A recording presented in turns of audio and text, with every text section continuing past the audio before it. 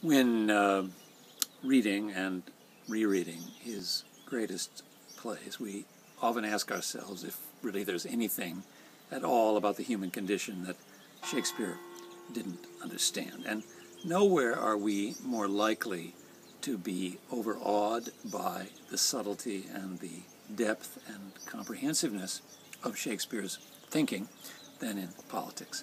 His understanding of loyalty and betrayal, enmity and friendship, the gaining and losing of power, dissimulation and honesty are really unparalleled in world literature, and that includes, at least in my opinion, the professional literature of political commentary, political theory, and political science.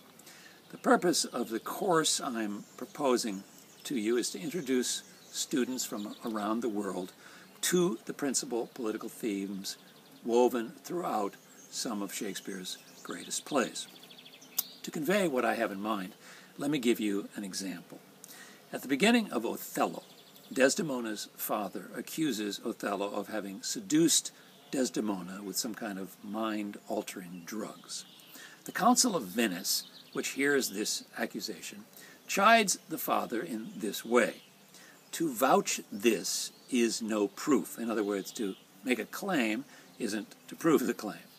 Without more wider and more overt test than these thin habits and poor likelihoods of modern seeming do prefer against him. In other words, asking political authority to punish someone on the basis of rumor and conjecture is patently absurd as well as grossly unfair. And indeed, when the Council of Venice calls Othello and Desdemona to appear before them and allows them to tell their own side of the story, it dismisses the charges as baseless and untrue.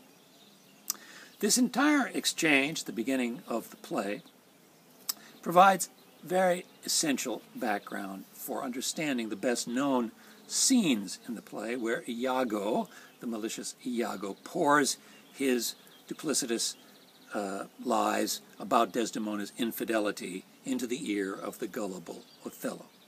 But unlike the Council of Venice at the beginning of the play, Othello does not seem to know that to vouch this is no proof.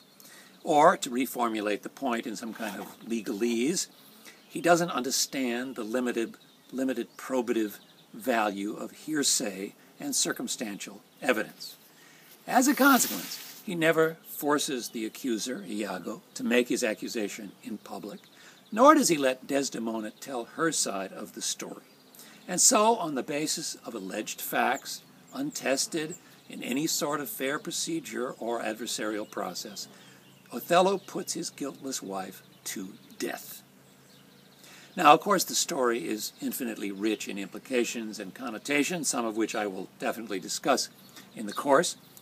But right now I want to draw attention to one of the main thoughts, political thoughts, that it embodies and dramatizes, which is the idea that wielders of unchecked and untrammeled power, who are impatient with the nuisance of legal formality, are themselves, as a result, chronically vulnerable to disinformation, the disinformation provided by malicious individuals.